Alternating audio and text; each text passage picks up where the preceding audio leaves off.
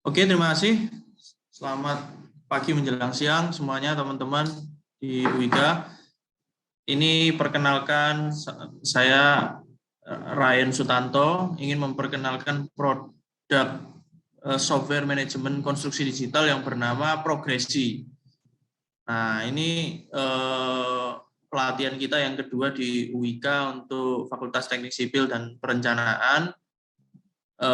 Kita mempunyai program itu yang namanya pelatihan kepada institusi pendidikan itu namanya berproyek bersama Progresi.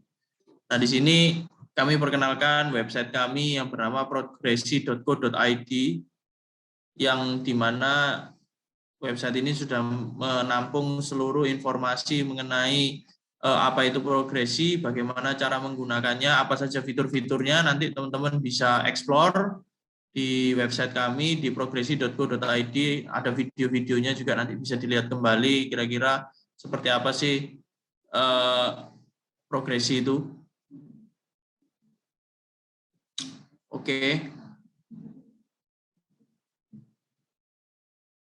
Selanjutnya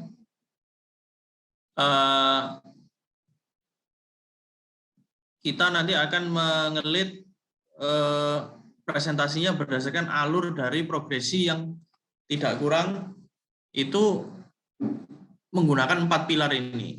Di mana ini kita sebutnya 4 pilar ya, pilar perencanaan, laporan harian, analisa, dan diskusi. Di mana 4 pilar ini merepresentasikan sebetulnya bagaimana sih cara kerja manajemen konstruksi atau pekerjaan konstruksi di lapangannya ya tidak lepas dari 4 pilar ini. Di mana proyek kita harus merencanakan, lalu memberikan suatu laporan harian, lalu menganalisa dari perencanaan dan laporan harian, kita mengetahui status proyek dan kita lalu mendiskusikan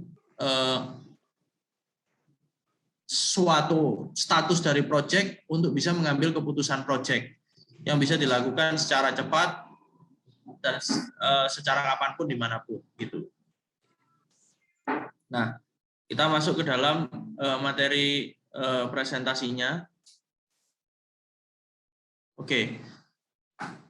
Nah, ini yang seperti tadi saya sudah sampaikan bahwa kita Progresi sudah kedua kalinya melakukan program berproyek bersama Progresi.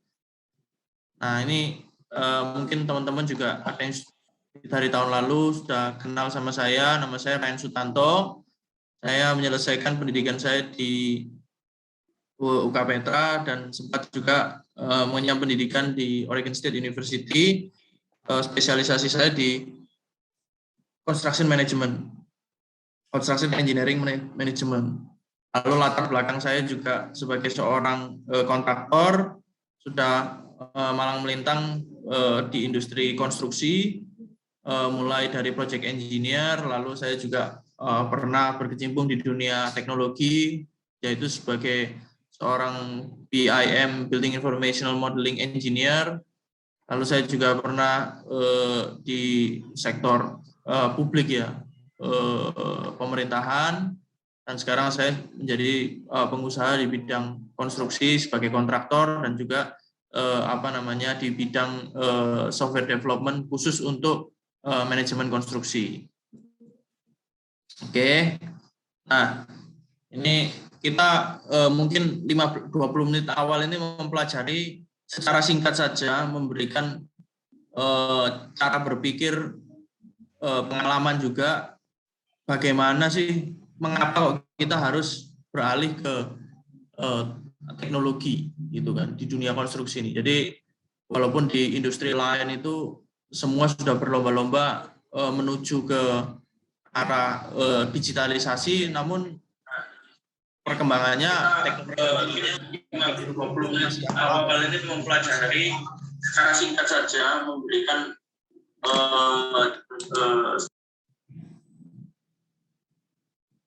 tadi ada yang masuk suaranya, sorry, lanjut lagi. Realitanya penyerapan atau implementasi teknologi di dunia konstruksi itu masih sangat lambat gitu. Nah, hari ini kita belajar sama-sama kira-kira apa sih yang menyebabkan kita harus beralih ke digitalisasi di dunia konstruksi. Oke, kita melihat dari dua kurva ini kita bisa melihat bahwa produktivitas di sektor konstruksi itu selalu tidak pernah meningkat kalau dibandingkan dengan sektor-sektor lainnya. Nanti teman-teman pelajari dan cari datanya, bahwa kalau dibandingkan dengan sektor manufaktur itu produktivitas kita hampir tertinggal 2 kali lipatnya. Lalu tentunya permasalahan klasik pada project, cost overrun, dan cost over budget. Jadi pekerjaannya delay, tidak selesai on time, dan biaya membengkak. Ini masalah utama di dunia konstruksi. Produktivitas rendah kalau dibandingkan dengan upah, berdasarkan data, upahnya naik terus, tapi produktivitas tidak pernah naik. Cara kerjanya sama terus, misalnya seperti begitu. Lalu sekarang kita juga sudah mulai concern mengenai keselamatan kerja. Keselamatan kerja dari proyek, di mana fatality itu, kecelakaan itu menjadi faktor yang utama yang harus dipertimbangkan pada saat pengelolaan proyek. Nah, bagaimana sektor digital bisa mampu untuk memonitor metode kerja dan metode safety-nya itu juga bisa dilakukan secara digital. Nah, apa inefisiensi di fase konstruksi? Nah, kita belajar sama-sama. Sekarang itu kita mengidentifikasi ada 6 masalah utama inefisiensi di fase konstruksi atau fase pembangunan. Tentunya perencanaan yang tidak matang, perencanaan yang bahkan kadang tidak direncanakan gitu kan, sehingga dia berdampak pada fase konstruksi. Jadi bagaimana di lapangan itu bisa dieksekusi dengan baik kalau misalnya tidak ada perencanaan gitu. Nah, selanjutnya juga komunikasi yang sangat tumpang tindih dan tidak terdistribusi kepada seluruh peserta proyek atau stakeholder proyek. Nah, kita bisa melihat organisasi konstruksi itu kan sangat kompleks. Ada yang hubungannya ke owner, banyak perusahaan, lalu ada yang hubungannya dengan internal kontraktor itu sendiri dengan supportnya. Itu sangat banyak gitu kan. Jadi bagaimana kita bisa mempunyai suatu platform yang bisa menjembatani untuk komunikasi antar semua pihak. Lalu administrasi proyek yang tidak akuntabel dan tidak rapi. Nah, administrasi proyek ini kadang itu di lapangan itu administrasinya nggak jalan, actionnya sudah jalan dulu, administrasinya nggak jalan. Nah, ini berakibat apa sih? Pekerjaan ulang, rework, gitu kan? Jadi pekerjaan yang belum disetujui owner sudah dilaksanakan, atau pekerjaan yang seharusnya sudah diperintahkan owner, namun tidak tertulis, tidak kita kerjakan. Akhirnya pada saat kita mau menagih, tergantung kita nggak bisa menagih dengan baik. Nah, itu menjadi suatu permasalahan. Lalu informasi proyek yang lambat terdistribusi ke seluruh stakeholder. Nah, hanya untuk mengumpulkan suatu informasi proyek aja harus menghubungi banyak orang, dan update-nya harus dilakukan setiap hari agar kita mengetahui status proyek setiap hari. Nah, ini bagaimana sih kira-kira solusinya supaya kita mendapatkan informasi proyek secara tepat waktu sehingga kita bisa mengambil keputusan dengan cepat. Tidak berupa asumsi tapi berbasis data. Lalu tentunya dengan adanya informasi digital itu, teknologi digital pada suatu manajemen konstruksi itu mempercepat informasi yang mengakibatkan tidak adanya gap gitu kan antara orang yang merencanakan di kantor, tim kantor dan tim di lapangan. Jangan sampai tim di kantor dan di lapangan itu berjalan sendiri-sendiri gitu kan. Terjadi disconnection atau miskomunikasi dan lain sebagainya, itu sering kita hadapi di lapangan. Jadi itu kita membutuhkan suatu komunikasi yang intens dan dibutuhkan suatu platform yang dapat memfasilitasi hal tersebut. Keterbatasan SDM dan keahlian yang mumpuni. Nah, kita sudah tahu lah sama-sama di Indonesia itu SDM itu sangat terbatas, yang benar-benar skillful gitu kan, skillful worker. Makanya di sini Progresi hadir untuk dapat memberikan pelatihan kepada teman-teman di dunia pendidikan ini supaya kita terkoneksi gitu kan antara yang di industri dan teman-teman yang dipelajari di sekolah itu juga bisa menjadi relevan gitu kan. Apa sih yang sebetulnya kita butuhkan, skill seperti apa yang kita butuhkan di lapangan, di industri itu, supaya teman-teman sudah mempersiapkan di jauh-jauh hari supaya apa? Supaya sudah tepat sasaran gitu kan. Teman-teman mempelajari di kuliah itu nanti akan bermanfaat pada saat bekerja. Oke, ini kita lompati. Nah, ini sekedar data singkat aja, membuka wawasan kita semua di sini bahwa sebetulnya sektor konstruksi itu mempunyai resiko yang tinggi. Ini dibuktikan dengan tingkat kepalitan dari suatu perusahaan konstruksi itu termasuk rate-nya paling tinggi dibandingkan industri-industri lainnya. Nah, ini salah satu data di New Zealand, ini data di United Kingdom. Kalau dibandingkan dengan yang lain-lain, sektor-sektor lain, kita konstruksi ini resikonya cukup tinggi lah. Nah, artinya dibutuhkan suatu teknologi atau sesuatu hal yang dapat membantu agar resiko pekerjaan konstruksi, inefisiensi itu bisa menurun. Nah, manfaat dari teknologi konstruksi itu kan sebetulnya apa sih yang kita cari? Yaitu ya tentunya dengan pekerjaan yang lebih efisien, kita semakin produktif dan semakin bisa mengumpulkan profit pada proyek. Jadi tidak ada namanya rework, terus pekerjaan bongkar pasang dan lain sebagainya, itu kita hindari. Lalu alur kerja yang lebih efisien, tentunya karena semua kita streamline pekerjaannya, kita buatkan suatu metode yang baik, pengadministrasian yang baik, sehingga alur kerjanya itu bisa lebih efisien. Lalu pengelolaan manajemen risiko yang lebih baik sehingga meningkatkan prediktabilitas proyek. Nah, risiko pada proyek itu kalau misalnya tidak diidentifikasi, tidak didetailkan antara satu aktivitas dengan aktivitas yang lainnya, dia menjadi tidak terlihat gitu. Makanya banyak orang yang selalu komplain mengapa kok proyeknya ini berjalan di luar rencana, atau banyak sekali hal-hal yang tidak seharusnya terjadi. Nah, itu risiko-risiko atau risiko yang tidak terlihat itu menyebabkan membengkaknya biaya proyek, biaya yang tidak terlihat juga gitu. Nah, itu yang harus kita manage gitu kan. Lalu perencanaan K3 pada proyek yang lebih baik, menarik kesempatan lapangan pekerjaan baru. Nah, ini penting juga untuk teman-teman memotivasi diri teman-teman bahwa dengan menguasai suatu skill baru, khususnya di bidang teknologi itu menjadi daya tarik tersendiri di dunia industri, di dunia usaha, karena tadinya kita cuma misalnya tertarik atau hire misalnya pelaksana project manager, tapi sekarang dengan adanya skill baru itu menjadi suatu persyaratan mutlak bagaimana teman-teman bisa mengoperasikan suatu platform digital atau suatu software yang menunjang operasi di lapangan gitu kan. Oke. Dan yang terakhir adalah karena teknologi itu bersifat disruptif, tentunya dia akan menciptakan suatu bisnis model baru gitu kan.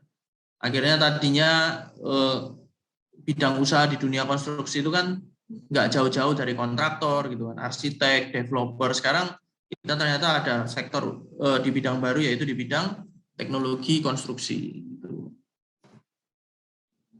Nah, ini step by step implementasi teknologi. Bagaimana kita bisa menerapkan suatu teknologi itu tentunya harus menciptakan kesadaran atau budaya pentingnya teknologi. Jadi teknologi itu manfaatnya ya untuk membantu kinerja kita di lapangan, tapi jangan ada perasaan justru malah merepotkan gitu kan. Nah, itu yang effort ekstra yang harus kita lakukan untuk menguasai suatu skill teknologi, tapi manfaatnya itu secara jangka panjang pasti akan lebih baik gitu. Jadi kita lihatnya jangka panjang. Nah, kita di developer, kita di bagian kita sebagai developer software itu mempunyai kewajiban untuk membuat suatu teknologi yang ramah untuk digunakan. Lalu selanjutnya adalah identifikasi permasalahan dari proyek masa lalu dan cari peluang untuk menerapkan teknologi untuk meningkatkan produktivitas. Jadi teman-teman pasti mempunyai proyek di masa lalu yang mempunyai pos-pos yang menyebabkan kerugian, itu kita bisa identifikasi, lalu kita coba mencarikan solusinya, kira-kira teknologi bisa membantu apa sih gitu. Lalu investasikan pelatihan skill set baru. Nah, tentunya dengan adanya pelatihan-pelatihan seperti hari ini itu akan meningkatkan skill set, meningkatkan skill, mempunyai kemampuan yang berbeda. Lalu membangkitkan kesadaran dalam pengambilan keputusan itu berbasis data. Ini penting sekali. Jadi karena kita berada di dunia teknis, semuanya data-data teknis, kita bahkan kebanjiran data gitu kan. Itu bagaimana caranya supaya kita bisa mengambil keputusan itu yang berbasis data gitu, jangan yang berbasis pengalaman yang bersifat subjektif gitu kan. Lalu tentunya ada monitoring sistem, evaluasi dari waktu ke waktu. Nah, progresi itu apa sih? Yang kita memperkenalkan progresi itu sebagai software manajemen konstruksi yang memfasilitasi perencanaan dan memonitor proyek secara real time berbasis data visual dan analisa. Teknologinya kita cloud system, artinya bisa diakses kapanpun dimanapun. Datanya juga terintegrasi dari seluruh stakeholder proyek. Jadi semua orang, kayak arsitek, manajemen konstruksi, kontraktor, subkon, semua bisa masuk ke dalam suatu platform yang sama untuk mengukur parameter proyek, biaya mutu waktu, dan safety. Oh ya, satu lagi, kita juga mempunyai tagline ini. Yang paling penting adalah construction simplified. Jadi di sini berangkat dari semangat kita untuk menyederhanakan suatu proses konstruksi yang terkenal ribet itu kita mau coba untuk sederhanakan. Nah, ilustrasinya seperti pada gambar, ada gambar awan gitu kan. Terus teman-teman lihat ada planning, kita merencanakan project menggunakan sistem yang sama, lalu mengontrol project, kita bisa berkomunikasi antara satu dengan yang lainnya. Nah, ini sistem kolaborasi di dalam suatu platform yang sama. Nah, kira-kira apakah sekarang ini merupakan momentum yang baik untuk bertransformasi ke era digitalisasi di dunia konstruksi? Yes, jawabannya iya. Kenapa sih? Nah, kita mengidentifikasikan ada 4 hal yang menyebabkan kita harus bertransformasi ke dunia digital. Yang pertama adalah karena peningkatan kebutuhan penggunaan teknologi dengan smartphone kita itu menjadi semakin tinggi gitu kan belakangan ini. Apalagi dengan adanya COVID dan lain sebagainya itu orang sudah terbiasa dengan sistem online gitu kan. Nah, kita juga di dunia konstruksi sebetulnya bisa menggunakan fasilitas online ini untuk memonitor data kita gitu dengan hanya menggunakan smartphone. Itu yang sudah kita coba untuk fasilitasi dengan menggunakan progresi mobile app-nya itu baik di Apple Store maupun Google Store. Lalu kita juga disupport oleh government kita, pemerintah kita yang mempunyai pemikiran dan semangat yang terbuka untuk mentransformasikan teknologi itu di semua sektor yang tidak terlepas adalah sektor konstruksi. Lalu tentunya juga dengan COVID terjadi suatu percepatan, akselerasi yang luar biasa mendorong kita semua untuk bisa dimanjakan oleh platform teknologi digital. Dan yang terakhir ini lebih ke arah teknis ya, di mana pemerintah itu sebetulnya membuat suatu aturan baru yang menyebutkan bahwa sebetulnya BUMN itu atau perusahaan milik negara itu hanya bisa mengambil proyek yang nilainya tidak kurang dari harus lebih dari 100 miliar. Jadi 100 miliar ke bawah itu menjadi posnya perusahaan kecil dan menengah gitu. Yang artinya itu bisa memberikan peluang usaha yang lebih banyak kepada kontraktor-kontraktor kecil dan menengah. Nah, itu yang menjadi tujuan dari progresi untuk membuat perusahaan kecil dan menengah ini naik level gitu kan. Dan membantu mereka untuk mengelola proyek yang jumlahnya lebih banyak karena kue yang dimakan oleh BUMN ini menjadi sebagian terbagi ke perusahaan kecil menengah. Nah, ini progresi bisa dimanfaatkan untuk mengelola multi project gitu kan. Nah, kita mempunyai suatu keutamaan prioritas di progresi yaitu efisiensi. Kita harus efisien, akurat, lalu cepat dan terintegrasi. Datanya terintegrasi satu dengan yang lainnya. Nah, yang kita coba tawarkan sebetulnya di progresi itu adalah sebetulnya kecepatan dan akurasi akses informasi proyek kepada seluruh stakeholder. Nah, ini mengurangi frekuensi kunjungan ke proyek. Maksudnya adalah pada saat kita ke proyek itu kita sudah mempunyai suatu gambaran apa yang sudah terjadi di proyek sebelum kita datang ke proyek. Sehingga pada saat kita datang ke proyek itu kita sudah mempunyai informasi yang lebih komprehensif. Jadi hal yang bisa dibahas di project itu lebih banyak daripada kita nggak mempunyai tidak terupdate informasi mengenai project, kita datang ke project baru menerima informasi, baru akan memutuskan di hari berikutnya. Itu akan memakan waktu untuk pengambilan keputusan strategik pada project. Nah, itu bisa kita lakukan dengan menggunakan progresi. Lalu efisiensi komunikasi tim lapangan dan di kantor, ya karena datanya sifatnya cloud, tersharing, bisa diakses kapanpun dimanapun, ya tentunya harapannya tidak ada gap antara staf di lapangan dan di kantor. Audit performa proyek secara menyeluruh, ini merupakan sesuatu yang sangat penting juga, karena hanya untuk mendapatkan status proyek itu kita kadang-kadang harus meminta datanya kepada beberapa orang gitu kan. Nah, sedangkan hari berganti hari statusnya akan berjalan terus gitu kan. Nah, ini kita membutuhkan kecepatan untuk pengambilan keputusan melalui audit yang secara otomatis tergenerate by system, by mesin, karena data yang sudah dimasukkan. Inventarisasi informasi proyek secara lebih akuntabel. Nah, ini juga penting, di mana semua data itu terdokumentasikan secara digital, jadi tidak ada namanya data itu hilang, gitu kan, atau kesingsal dan lain sebagainya. Dan terakhir adalah harga yang terjangkau. Nah, harga yang terjangkau ini kenapa kok kita point out? Karena ini merupakan suatu item yang penting, di mana sampai hari ini kita di dunia konstruksi itu masih sangat bergantung dengan platform atau software-software yang masih dari luar gitu kan. Nah, apabila kita mendapatkan license-nya secara resmi, itu ongkosnya atau biayanya itu pasti sangat tinggi karena tidak menyesuaikan dengan skala ekonomi yang terjadi di negara kita gitu kan. Artinya tanpa menyebut brand ya, artinya pada saat kita membangun 1 meter persegi bangunan di luar, misalnya di Amerika gitu, dengan 1 meter persegi di Indonesia pasti mempunyai rupiah yang berbeda. Implikasinya apa?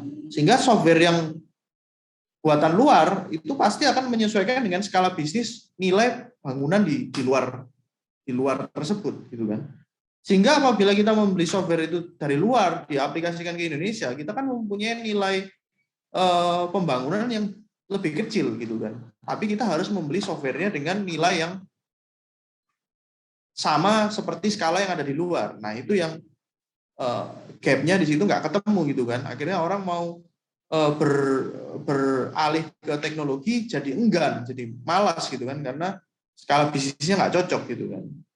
Nah, akhirnya semua akan dikerjakan secara manual. Kembali lagi kita akhirnya tersendat karena masalah biaya investasi. Nah, ini yang kita harus hadirkan di tempat kita dengan suatu platform manajemen konstruksi yang sudah menyesuaikan skala bisnis di Indonesia. Nah, kenapa kok progresi? Karena didesain oleh construction expert. Kebetulan saya juga turut involved juga terlibat dalam pembangunan software progresi. Kebetulan saya juga background-nya di dunia konstruksi. Lalu kita juga tentunya menawarkan kemudahan dalam penggunaan software. Jadi software itu harus mudah digunakan agar dia dapat dimanfaatkan 100% sesuai dengan fungsinya. Dan sampai membuat suatu software yang terlalu sulit untuk digunakan sehingga orang-orang yang tadinya mau bersemangat menggunakan akhirnya nggak menggunakan. Lalu yang terakhir adalah tentunya dengan seluruh manfaat yang ditawarkan oleh efisiensi dari suatu proyek, ya peningkatan profit, schedule yang tercapai, dan efisiensi. Nah, setelah menggunakan progresi, tentunya kita akan terjadi suatu peningkatan profit karena kita mengontrol keseluruhan proyek, mulai dari material, peralatan, pekerja kita semua cek dan kita monitor setiap harinya. Lalu percepatan penyelesaian proyek, mulai dari monitoring jumlah pekerja, monitoring schedule sehingga proyek dapat diselesaikan tepat waktu. Lalu kita juga punya quality control yang nanti akan saya paparkan lebih detail di fitur-fitur progresi, dan yang terakhir adalah mencapai zero accident. Nah, ini tadi 4 pilar yang saya sudah sampaikan, mulai dari perencanaan, laporan harian, analisa, dan diskusi, di mana kita pertama-tama akan merencanakan proyek, mulai dari material, peralatan bekerja, safety-nya, metodenya, semua kita rencanakan dengan baik, tapi perencanaan hanyalah sebuah perencanaan apabila tidak dimonitor. Nah, kita mempunyai suatu sistem monitoring dengan menggunakan fitur laporan harian untuk memonitor seluruh parameter yang tadi saya sudah sebutkan. Lalu kita mempunyai analisa untuk mengetahui status dari proyek tersebut.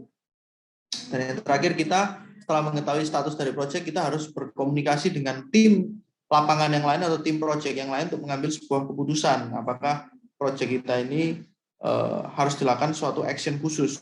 Lalu pengambilan keputusan semuanya tercatat secara digital sehingga tidak ada kultur saling menyalahkan satu sama lain. Kita diskusikan dan terjadi suatu pengambilan keputusan proyek. Nah, kita juga mempunyai fitur mobile. Tentunya fitur mobile ini ruang lingkupnya untuk memonitor proyek. Jadi apabila kita mempunyai proyek dan kita mempunyai smartphone, ya tinggal kita memonitor aja setiap harinya, tersedia baik di App Store maupun di Android. Jadi tersedia, kita bisa memonitor mulai dari progresnya proyek, materialnya penggunaan proyek, penggunaan material proyek, kedatangan material, semua kita bisa monitor melalui smartphone kita. Nanti teman-teman segera download untuk segera mencoba nanti pada saat pelatihan mencoba pemakaian versi mobile-nya juga. Oke, kita juga mempunyai fitur dokumen kontrol di sini, fitur baru kita yang baru rilis. Ini untuk transportasi atau lalu lintas proyek. Lalu lintas dokumen. Nanti akan saya jelaskan lebih lanjut apa saja dokumen yang harus membutuhkan koordinasi dari pihak yang lebih berwenang, dalam hal ini adalah owner, untuk bisa menyetujui atau tidak menyetujui item yang diajukan oleh kontraktor maupun subkontraktor. Nanti kita pelajari lebih lanjut. Oke, ini nanti kalau misalnya teman-teman mau viewnya bagaimana laporan harian, analisa, dan diskusi, bisa melihat dari video. Tadi sudah saya sebutkan, kita ada di web maupun di mobile. Oke, saya akan mensimulasikan seperti apa software progresi.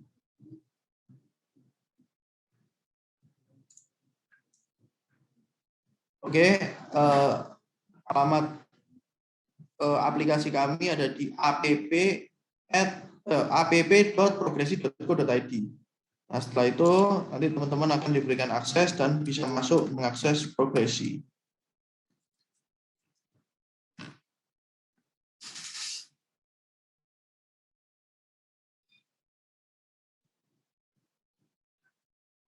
Oke, pertama-tama kita masuk ke dalam pilar yang paling pertama, yaitu pilar perencanaan, di mana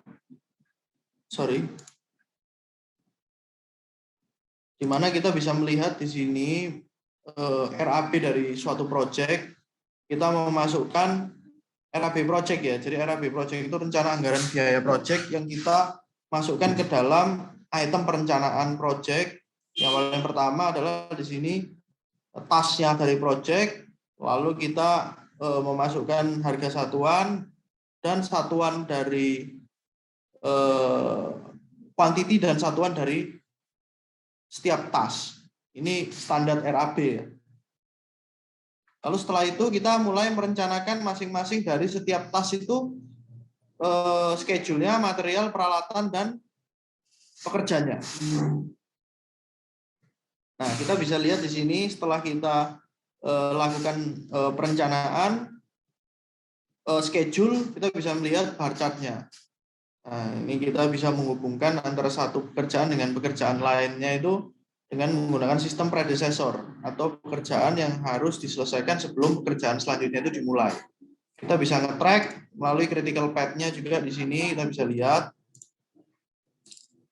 Lalu selanjutnya kita akan merencanakan material, peralatan, dan pekerja untuk masing-masing aktivitas atau masing-masing task. Contohnya di sini kita akan melakukan pengecoran beton side mix, kita masukkan komponen itemnya apa saja, kita masukkan kuantitinya, ini berdasarkan analisa. Nah, karena kita ini belum mendevelop ya, masih mengajukan software estimasi, kita bukan software estimasi, di sini kita masih lakukan perencanaan RAP secara manual, lalu kita masukkan ke dalam sistem progresi. Tapi angka-angka di sini itu sebetulnya adalah berdasarkan dari analisa, yaitu dari koefisien dikali volume. Nanti teman-teman akan mempelajari lebih detail apa itu analisa harga satuan. Jadi untuk masing-masing aktivitas itu dibutuhkan analisa apa saja, lalu kuantitinya berapa, itu dari koefisien dikali volume. Nah, nanti di tugasnya teman-teman nanti akan sudah diberikan angkanya. Teman-teman nggak perlu lagi berpikir untuk mendapatkan angka ini. Ini cuma sekedar untuk simulasi. Lalu selanjutnya kita bisa merencanakan peralatannya. Artinya peralatan yang digunakan untuk melaksanakan pengecoran ini. Lalu selanjutnya adalah pekerja. Pekerja kita juga bisa rencanakan berapa orang yang dibutuhkan untuk menyelesaikan atau yang direncanakan untuk mengerjakan tas tersebut. Nah, setelah kita rencanakan masing-masing, kita bisa melihat rekapnya juga di sini. Jadi kita bisa lihat rekap setelah kita memasukkan seluruh material yang digunakan untuk masing-masing aktivitas, kita mempunyai rekap di sini. Mulai dari materialnya satu project itu apa saja berada di kolom ini. Di kolom yang paling kiri ini merupakan aktivitasnya itu apa saja. Jadi kita bisa melihat di sini aktivitas yang membutuhkan material tersebut, kita akumulasikan ke bawah, kita punya akumulasinya, dikalikan harga satuan, kita sudah mempunyai RAP untuk masing-masing material. Lalu kita mempunyai RAP project di kolom sebelah kanan bawah ini. Begitu pula juga dengan rekap peralatan. Kita mempunyai rekap peralatan, konsepnya sama, ke sebelah kanan ini merupakan peralatan yang akan digunakan untuk mengerjakan proyek ini. Lalu kita punya aktivitas di sebelah kiri, dikalikan kita punya kumulasinya di bawah, dikalikan harga satuan, kita mempunyai angkanya. RAP peralatan proyek. Dan yang terakhir kita juga mempunyai rekap pekerja. Kira-kira pekerjanya apa saja untuk setiap aktivitas. Nah, ini mungkin terjadi error ini.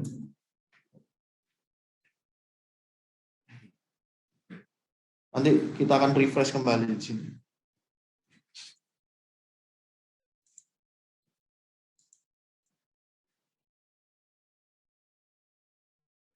Oke, selanjutnya kita bisa merencanakan safety dari project ini. Saya tutup aja ya, supaya nggak kebanyakan.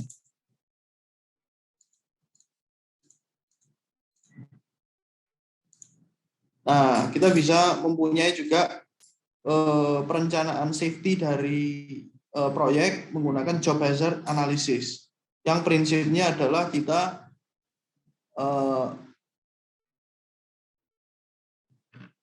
mengidentifikasi apa potensi kecelakaan atau bahaya yang ada di proyek, lalu kita merencanakan kira-kira apa yang harus kita lakukan untuk menghindari bahaya tersebut. Nah, itu kita rencanakan. Kita juga bisa merencanakan metode konstruksi, nanti dengan sistem approval, metode apa yang perlu disupervisi oleh owner. Lalu apabila kita juga mempunyai subkontraktor, kita juga bisa masukkan ke dalam sistem sehingga kita bisa memonitor berapa progres yang sudah diajukan oleh subkontraktor. Oke, selanjutnya kita masuk ke laporan harian. Nah, ini merupakan, begini saya tutup dulu. Laporan harian ini merupakan fitur yang kita gunakan untuk memonitor bagaimana sih performa project setiap harinya gitu. Nah, laporan harian ini memang namanya laporan harian, tapi tentunya bisa menyesuaikan dengan kebutuhan teman-teman nanti realnya ya, di real life-nya itu tidak harus memasukkan setiap hari, tapi ya berdasarkan kebutuhan. Tapi kalau mau dimasukkan setiap hari juga bisa gitu kan. Nah, laporan harian ini kita sudah mempunyai template sebetulnya. Apa sih yang akan disupervisi dari laporan harian itu? Itu adalah mulai dari progresnya. Kalau kita mempunyai absen pekerja, penggunaan material, penerimaan material, lalu demo peralatan dan laporan cuaca. Nah, di sini kita akan memasukkan progres dari proyek setiap harinya. Di mana kita pada saat memasukkan progres itu kita juga harus mengecek dengan 4 komponen di sebelahnya ini. Jadi kita mempunyai target harian, kita mempunyai referensi volume target harian yang kita selalu bandingkan dengan berapa volume yang kita selesaikan hari itu. Lalu kita mempunyai target kumulatif. Nah, ini apabila pekerjaan kita misalnya 2 bulan, kita memonitor setiap hari, gitu kan, kita tidak boleh kehilangan track, gitu kan. Kita sudah sampai berapa persen. Gitu kan. Lalu target globalnya itu berapa? Jadi tujuan akhirnya itu berapa volumenya? Lalu berapa orang yang mengerjakan untuk menyelesaikan target tersebut? Nah, ini semuanya data-data yang sangat penting kita masukkan untuk menjustifikasi apakah pekerjaan ini diselesaikan efektif apa tidak. Tentunya kita juga bisa melampirkan foto-foto di sini untuk menjustifikasi item-item tersebut, progres tersebut.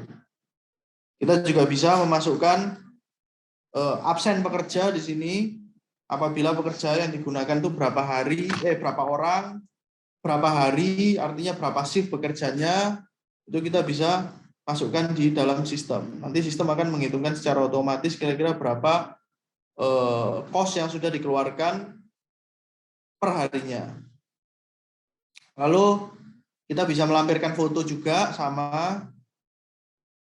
Lalu kita masuk ke bagian pemakaian material. Di sini kita masukkan kita sudah menggunakan berapa sih material yang kita sudah gunakan untuk masing-masing aktivitas. Kita mempunyai penggunaan maksimal juga untuk mengukur atau menjadi benchmark. Kira-kira kita sudah menggunakan material itu melebihi dari yang kita perencanakan apa tidak. Lalu sisanya berapa. Nah, itu kita nanti sistem akan membantu kita menghitung secara otomatis juga. Lalu penerimaan material, kita menerima material itu apa saja untuk pekerjaan apa kita track gitu kan. Apakah material yang diorder di kantor itu apakah sudah sesuai dengan yang diterima di lapangan. Lalu kita bisa lampirkan juga foto-fotonya. Mob demo peralatan. Pada saat peralatan masuk ke project dan peralatan keluar dari project kita juga bisa administrasikan. Dan yang terakhir adalah cuaca ya. Jadi segala sesuatu yang sifatnya tidak bisa kita kontrol seperti cuaca yang dapat mempengaruhi produktivitas dari project itu kita catatkan di sini supaya apa? Supaya tidak terjadi pertanyaan gitu kan. Mengapa kok produktivitasnya menurun? Oh, ternyata karena hujan dari jam berapa sampai jam berapa. Kita bisa lampirkan di sini. Oke. Selanjutnya apabila ada kendala di lapangan, kita juga melakukan yang namanya pelaporan kendala. Contohnya di sini ada kendalanya banjir, penyebabnya hujan, harus dibuat saluran. Nah, yang bertanggung jawab siapa, tanggal kejadiannya kapan, ini harus ditindaklanjuti. Kalau tidak ditindaklanjuti ya sistemnya akan merah terus warnanya. Artinya kalau hujan ya banjir terus karena belum dibuat saluran. Nah, kita bisa lihat detailnya juga di sini. Selanjutnya kita juga mempunyai laporan kendala safety. Nah, ini kita sama saja konsepnya, cuma kita kategorikan, satunya yang kendala lapangan, satunya kendala safety. Oke, selanjutnya adalah, nah kalau kita mau men-checklist pekerjaan di project, kita juga bisa mempunyai fitur checklist di sini, di mana nanti kita melampirkan juga foto before dan after setelah di checklist, dan kita bisa melihat, melacak juga, nge-track kira-kira kapan pekerjaan tersebut diselesaikan dan diajukan kembali untuk diperiksa oleh owner. Nah, ini kita mempunyai fitur digitalnya. Lalu juga pengajuan capaian project, ini yang kaitannya dengan penagihan project kepada owner, berapa persen yang sudah kita selesaikan, kita tagihkan kepada owner. Oke, dengan demikian saya sudah menyelesaikan fitur laporan pilar laporan harian atau monitoring dari suatu project. Nah, selanjutnya kita masuk ke dalam bab analisa ya.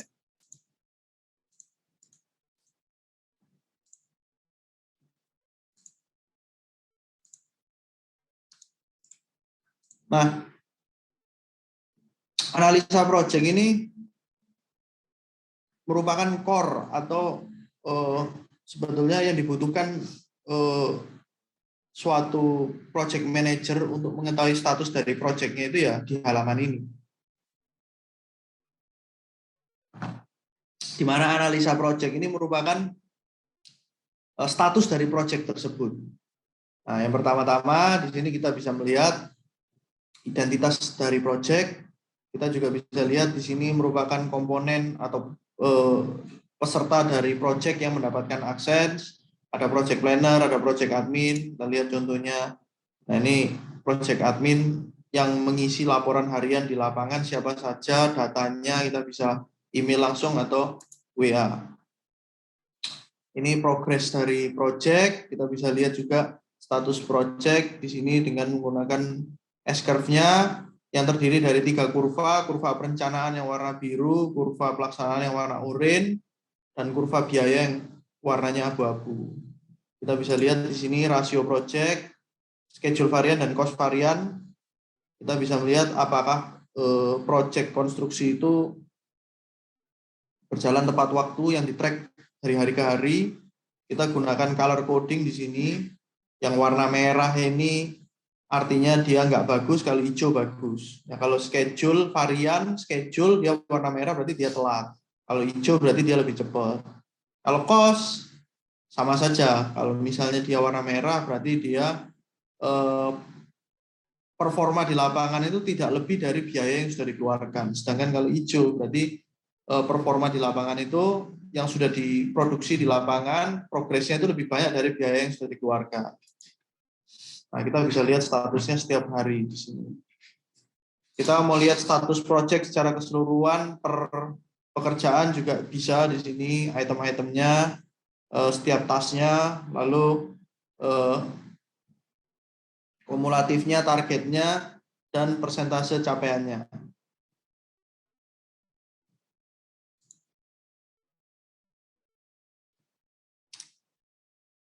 Oke, selanjutnya. Sebentar.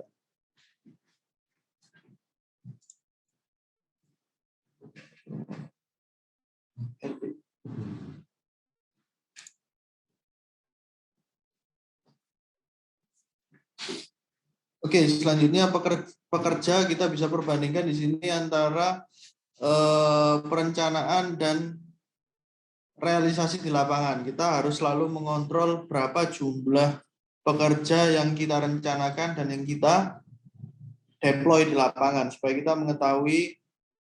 Ini sangat mempengaruhi biaya project ya. Jadi kalau misalnya kita terlalu banyak pekerjanya, kita akan over di pekerja, tapi kalau terlalu sedikit kita nggak bisa ngejar schedule. Jadi diperlukan suatu balance. Nah, ini diagram yang membantu kita untuk mengontrol setiap harinya itu berapa pekerja yang direncanakan dan berapa yang di deploy atau dipekerjakan di lapangan. Kita mempunyai absen pekerja di sini setiap harinya. Lalu kita bisa filter juga berdasarkan jenis-jenis pekerjaannya, periodenya dari tanggal berapa ke tanggal berapa. Nanti sistem akan menghitungkan secara otomatis berapa biaya yang sudah dikeluarkan per periode. Nah, ini teman-teman bisa explore. Lalu subkontraktor bisa berpartisipasi di proyek. Kita bisa lihat berapa persen yang sudah diselesaikan oleh subkontraktor, serta dengan detailnya. Ini merupakan fitur pengajuan dari subkontraktor kepada general kontraktor mengenai progres pekerjaan yang sudah diselesaikan. Lalu selanjutnya adalah material proyek. Kita bisa lihat statusnya di sini, material apa saja yang sudah diterima, untuk aktivitas apa, apakah dia diterima tepat waktu apa tidak, sesuai perencanaan apa tidak. Kalau hijau, dia tepat waktu atau lebih cepat. Kalau misalnya warna merah, berarti dia datangnya terlambat. Nah, hal ini perlu kita track. Kenapa? Karena kita mengetahui ketepatan kedatangan material di proyek itu menentukan ketepatan kita menyelesaikan suatu aktivitas di proyek. Kita bisa mainkan juga di sini filternya, misalnya analisa per material atau per periode. Jadi periode dari tanggal berapa sampai berapa, itu material apa saja yang sudah diterima. Kita bisa lihat juga summary secara globalnya, material apa saja dari keseluruhan proyek yang sudah didatangkan di lapangan versus yang direncanakan. Oke, pemakaian material konsepnya juga sama. Material apa saja yang sudah digunakan untuk aktivitas apa, apakah dia sudah digunakan melebihi kapasitas yang direncanakan atau masih di bawahnya. Ini kita bantu juga dengan color coding. Kalau hijau berarti dia masih ada sisa, kalau merah berarti dia sudah digunakan over dari perencanaannya. Ini peralatan kurang lebih konsepnya sama, saya lompati. Aktual cost. Nah, ini aktual cost kita bisa lihat di sini. Kita melihat apa saja cost yang sudah dikeluarkan dari suatu proyek. Nah, ini seperti buku tabungan ya, ada yang terdebit, ada yang kredit. Kalau terdebit ini berarti pengeluaran apa saja. Kalau kita menerima pembayaran dari owner, kita juga akan menerima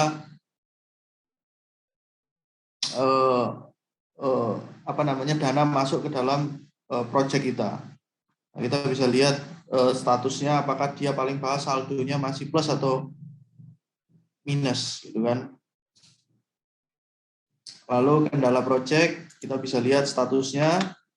Seperti yang tadi saya sudah jelaskan, dia tampil lagi di sini untuk statusnya, apakah dia sudah ditindaklanjuti atau belum. Kalau open berarti dia masih belum ditindaklanjuti.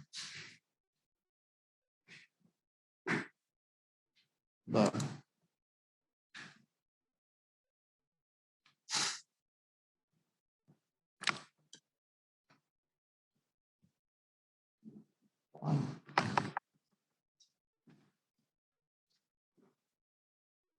Lalu di sini kita juga bisa lihat rekap cuaca dalam satu bulan itu, berapa hari hujan, berapa hari cerah, berapa hari gerimis. Itu.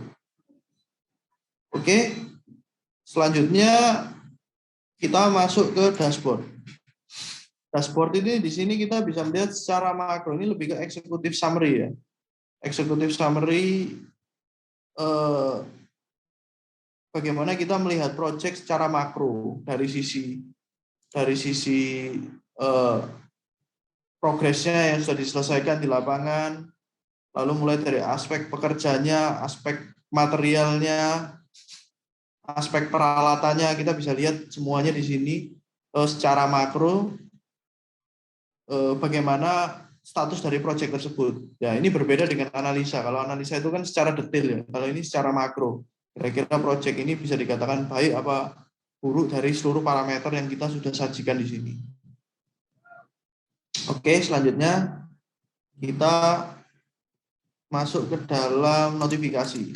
Nah, ini segala sesuatu yang sifatnya deviasi pada proyek itu akan memberikan notifikasi pada sistem dan smartphone kita. Jadi apa saja yang diberikan notifikasi? Misalnya laporan harian, dia kalau misalnya belum diisi, dia akan memberikan notifikasi. Lalu tas, apabila tas project terlambat, dia akan memberikan notifikasi. Material, stoknya menipis, dia akan memberikan notifikasi. peralatan belum didatangkan atau belum dikeluarkan dari lapangan yang mengakibatkan cost, dia akan mengeluarkan notifikasi. Pekerja juga kalau dia over, under, dia akan mengeluarkan notifikasi. Lalu kendala project, kalau ada kendala dia akan memberikan notifikasi. Lalu diskusi. Apabila ada diskusi antara satu pihak dengan pihak lainnya, dia akan memberikan notifikasi. Nah, di sini ada fitur diskusi. Diskusi itu kita apabila ingin berkoordinasi di lapangan, kita bukan hanya masuk ke dalam suatu forum chatting ya, tapi kita mempunyai suatu memfasilitasi di sini untuk membicarakan suatu isu dalam secara lebih kontekstual. Artinya setiap pekerjaan yang akan kita bahas itu kita tag di sini. Kalau kita bisa lihat detailnya, ya kita membicarakan mengenai misalnya pengecatan dinding. Lalu antara satu orang dengan orang yang lain ini saling berbalas komentar ini di sini. Kita juga bisa melampirkan gambar untuk menunjukkan apa yang sedang kita bicarakan. Nah, kalau misalnya dia statusnya itu masih belum selesai, ya dia pasti masih akan open, gitu kan. Kalau misalnya dia sudah selesai didiskusikan, dia akan statusnya close, gitu. Jadi supaya kita bisa mengetrack, melacak setiap pembicaraan itu sudah ditindaklanjuti atau belum. Apakah kasusnya sudah selesai atau masih terus diperbincangkan. Dan yang terakhir kita masuk ke dalam dokumen kontrol di sini. Saya perkenalkan fitur dokumen kontrol yang kita sudah rilis. Dokumen kontrol ini kita mempunyai dua jenis dokumen sementara ini, RFI dan submittal. Nah, ini bisa mengakomodasi, RFI ini request for information ya. Jadi kalau misalnya teman-teman mau menanyakan suatu pertanyaan antara dari subkontraktor ke general kontraktor atau dari general kontraktor ke owner, itu bisa menggunakan RFI ini. Nah, nanti apakah pertanyaan tersebut dijawab oleh pihak yang berwenang, maksudnya dari owner dan perwakilannya, itu bisa menggunakan RFI. Kalau submittal ini segala sesuatu dokumen yang harus membutuhkan approval dari pihak owner. Itu menggunakan dokumen submittal. Nah, kita juga bisa mengetrack apakah statusnya dokumen tersebut sudah di-approve atau ditolak atau harus dikumpulkan harus direvisi, ya kan? Kita melihat juga berapa yang sudah tersubmit dan berapa yang sudah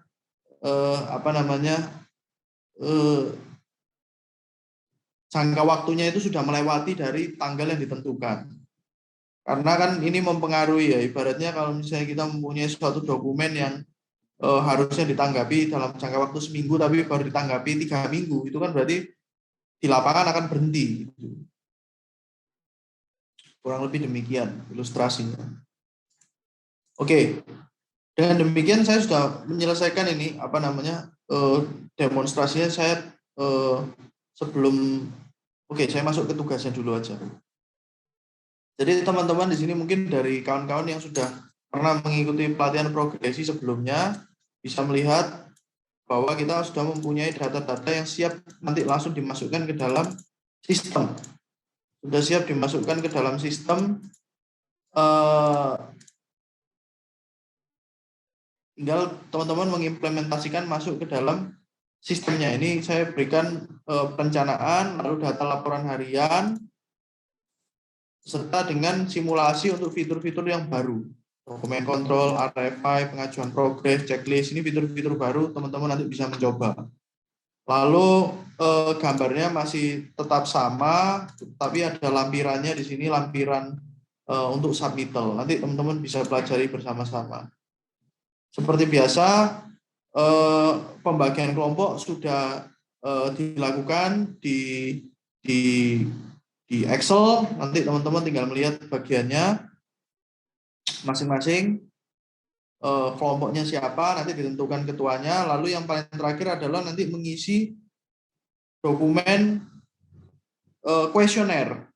Nah, semuanya sudah nanti sudah dimasukkan di Drive. Nanti teman-teman mengisi. Nanti jadi pertemuan yang selanjutnya ini kita mempunyai schedule di sini kurang lebih 3 minggu ya.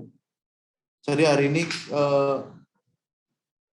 besok teman-teman sudah mulai bisa memasukkan datanya, lalu nanti kita ketemu lagi tanggal 7 April untuk mempresentasikan dengan format 5 menit per ketua regu untuk mengisi kuesioner yang sudah kita persiapkan. Jadi kuesionernya sudah kita persiapkan dan kita masukkan di grup, nanti teman-teman bisa langsung mengakses dan mengisi sebagai lembar evaluasi setelah menggunakan progresi selama 3 minggu.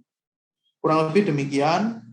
Ini saya tutup dengan melihat video progresi.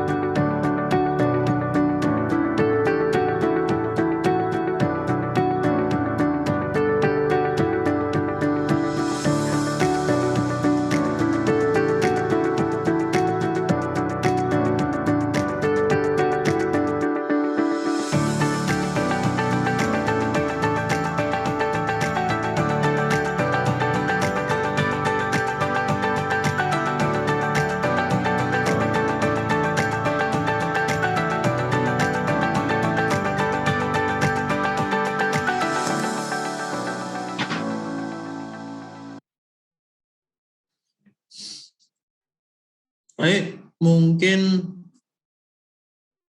demikian presentasi dari saya.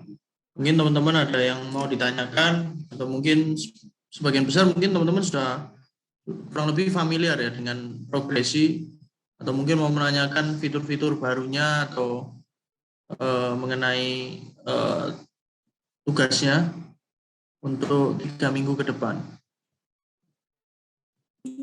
Untuk ya, saya ingin bertanya Pak, Ya. untuk pembagiannya apa menjadi apa masih belum dikirim ya Pak?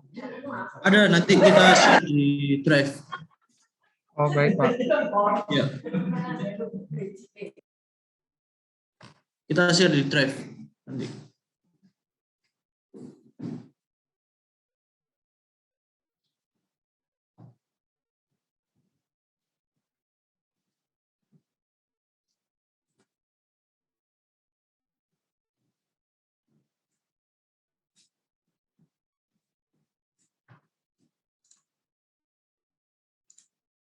Teman-teman yang lainnya mungkin ada yang ingin mau bertanya terkait dengan tugas atau ada yang masih dibingungkan, bisa langsung ditanyakan.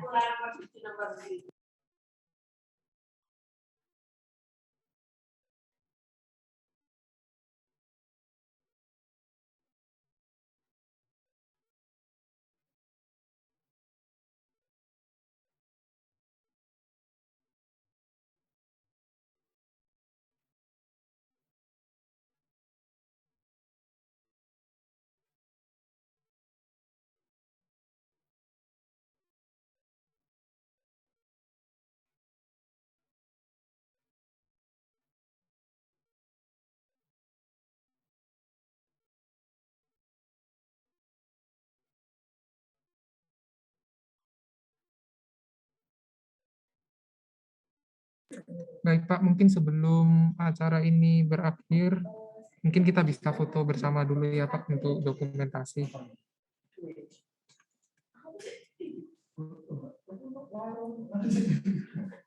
Ya, kepada teman-teman semuanya, sebelum live dari Zoom ini bisa tolong open kameranya dulu untuk dokumentasi.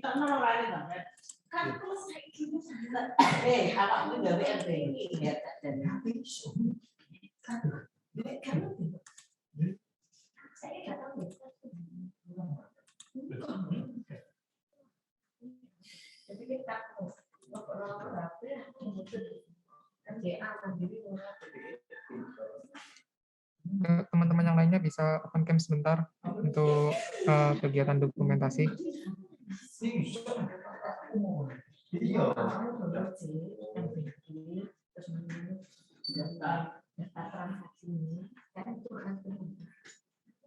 Ya, yang belum open cam bisa tolong segera open cam, kita dokumentasi dulu sebentar.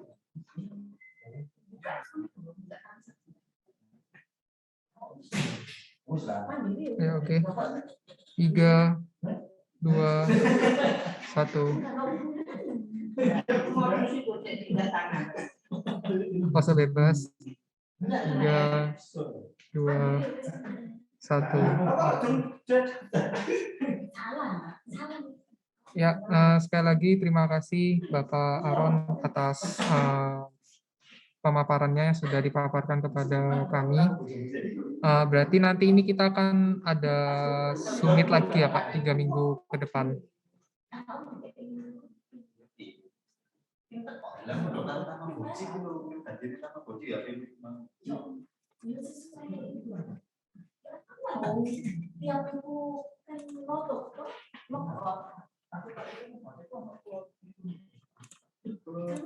Tes, halo. Ya, betul. Betul, Mas. Sorry tadi saya mute. Iya, Pak.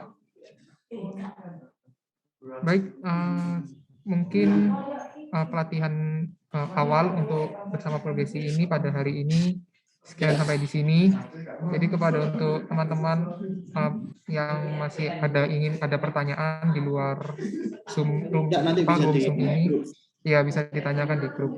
Untuk ini kan yang hadir belum lengkap ya Pak, untuk rekamannya, jadi nanti juga mohon ya dikirim di grup. Ya Pak. Siap. Baik, terima kasih Kevin.